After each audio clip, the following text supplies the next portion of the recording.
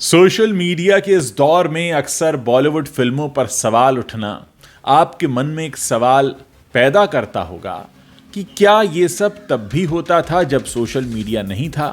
तो दोस्तों, आज के इस वीडियो में मैं आपको कुछ ऐसे ही पुराने मज़ेदार किस्से सुनाने वाला हूं जो करीब 100 साल पहले, 60 साल पहले, 70 साल पहले हुए, जिस वक्त सोशल मीडिया तो नहीं था लेकिन लोगों के मन में फिल्म इंडस्ट्री की अलग अलग बातों को लेकर गुस्सा जन्म लेता था। वो कैसे अपने गुस्से को जाहिर करते थे और इसका असर उन फिल्मों पर कैसा होता था। क्या वो हिट हो जाती थी, क्या वो फ्लॉप हो जाती थी, या फिर कईयों का करियर ले डूबती थी। मैं आपको इस वीडियो में सुनाने जा रहा हूं ऐसे कुछ पुराने किस्से जो उस वक्त हुए थे जब बॉलीवुड का, या यूं कहें कि हिंदी फिल्म इंडस्ट्री का स्वरूप ऐसा नहीं था। और इसमें हिंदी फिल्म इंडस्ट्री के अलावा साउथ इंडियन इंडस्ट्री के भी कुछ किस्से हैं। पेश है मेरा ये वीडियो जिसमें आप फिल्म इंडस्ट्री की कुछ पुरानी बातों को बहुत करीब से जानने वाले हैं। कंट्रोवर्सीज और बॉलीवुड का चोली दामन का साथ है। इस वीडियो में हम आपके सामने चर्चा करने जा रहे हैं बॉलीवुड के पिछले 100 साल से भी ज्यादा के इतिहास में हुए कुछ ऐसे कंट्रोवर्सीज के बारे में जिनके बारे में बहुत कम लोग जानते हैं।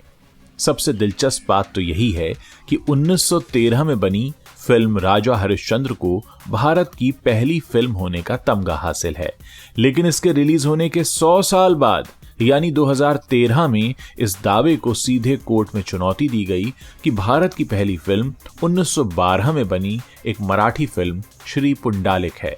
हालांकि कोर्ट में जीत राजा हरिश्चंद्र की ही हुई।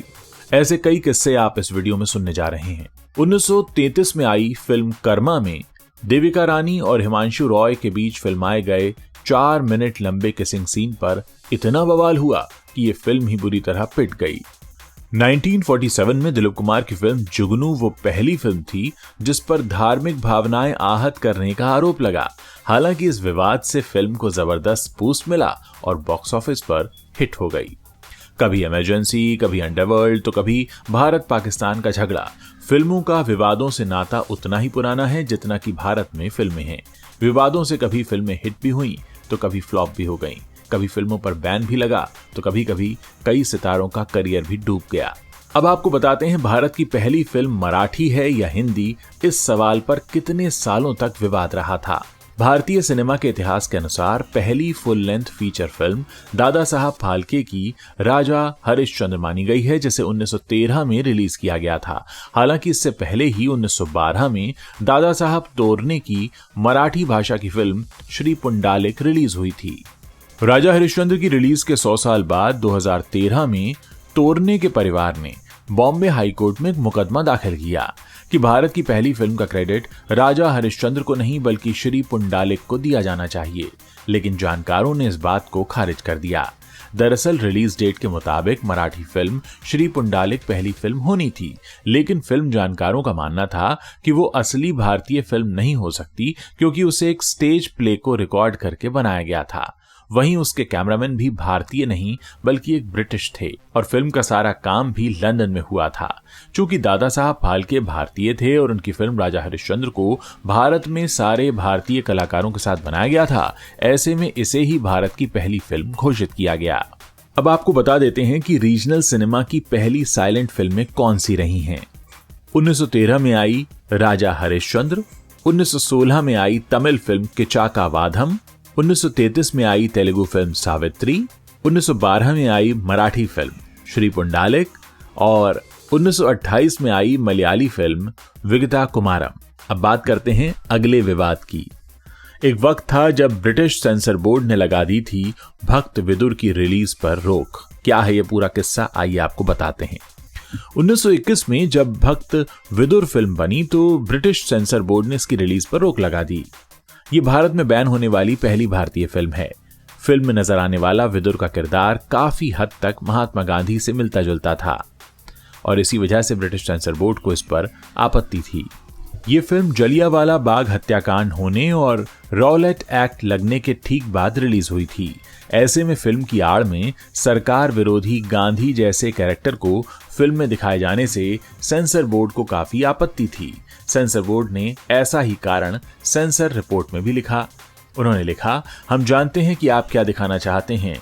ये विदुर नहीं गांधी हैं। हम इसे रिलीज नहीं होने देंगे। ये सरकार के खिलाफ असंतुष्टि दिखाती है और लोग इसे देखकर कोऑपरेट करना बंद कर सकते हैं।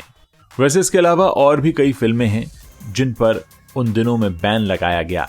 1939 में आई एक फिल्म थी त्याग भूमि। इस पर बैन लगा था क्योंकि कांग्रेस और इंडिपेंडेंस मूवमेंट के पक्ष में इसे बनाया गया था। एक फिल्म आई थी सिकंदर, 1941 में रिलीज हुई थी और ये भी क्योंकि ब्रिटिश विरोधी थी इसलिए इस पर रोक लगा दी गई थी।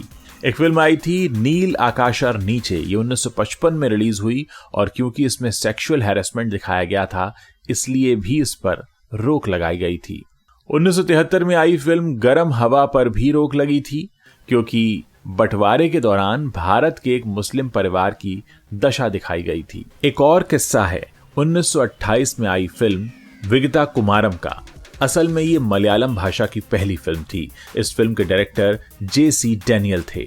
एंग्लो इंडियन एक्ट्रेस द्वारा ये फिल्म छोड़ देने के बाद J.C. डैनियल ने एक दलित लड़की पी.के. रोजी को इस फिल्म की हीरोइन बना दिया था। ऐसे में अपर क्लास के लोगों ने इसका जमकर विरोध किया। तो कह सकते हैं जब पहली बार एक दलित लड़की हीरोइन बनी तो हमारे देश में विरोध हुआ था। इस फिल्म के बनने पर लोगों ने छोटी जाति की लड़की को पर्दे पर देखने से इनकार कर दिया था। फिल्म के एक सीन से भीड़ को इतनी आपत्ति हुई कि लोगों ने पत्थर मारकर पर्दा तक फाड़ दिया। दरअसल फिल्म में हीरो ने दलित रोजी के बालों में फूल लगाया था और उसे चूम लिया था। इस सीन को देखकर गुस्साई भीड़ ने रोजी की जान लेने की कोशिश की और उसका घर, थिएटर सब कुछ जला दिया। बाद में रोजी को गुमनाम जिंदगी जीनी पड़ी। 7 नवंबर 1928 को रिलीज हुई इस पहली मलयाली फिल्म में लगे डैनियल के सारे पैसे डूब गए और वो कंगाल हो गए। एक और किस्सा है हिंदी सिनेमा के सबसे लंबे किसिंग सीन का, जिसके बाद ये फिल्म ही फ्लॉप हो गई थी। इस फिल्म का नाम था कर्मा, रिलीज हुई थी 1933 में और इसमें 4 मिनट लंबा किसिंग सीन था देविका रानी और उनके पति हिमांशु के बीच। जी हाँ, 1933 की इस फिल्म में इंडियन सिनेमा की पहली स्टार एक्ट्रेस देविका रानी और उनके पति हिमांशु ने लीड रोल प्ले किया था। फिल्म में देविका और हिमांशु का 4 मिनट लंबा किसिंग सीन था।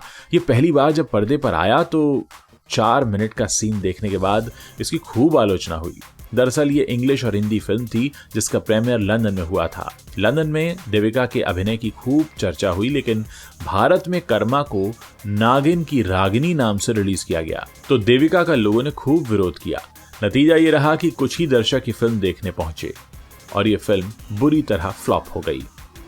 ये भारतीय सिनेमा के लिए एक लैंडमार्क साबित हुई।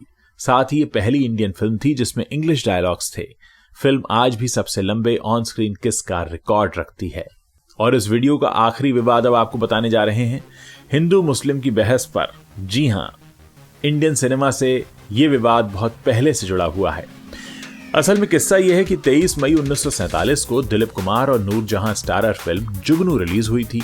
ये फिल्म कॉलेज रोमांस पर आधारित एक खूबसूरत लव स्टोरी थी। फिल्म के विरोध के 2 कारण थे। पहला तो ये कि इसमें स्टूडेंट्स के बीच काफी ज्यादा रोमांस दिखाया गया था और दूसरा ये कि फिल्म के डायरेक्टर शौकत हुसैन रिजवी भारत पाकिस्तान बंटवारे के बाद पाकिस्तान जाकर बस गए थे। शौकत पर लोगों ने हैदराबाद के अलगाववादी कासिम रिजवी से रिश्ते होने के भी आरोप लगाए। फिल्म इंडिया मैगजीन के एडिटर बाबू राव ने रिजवी पर खूब निशाना साधा।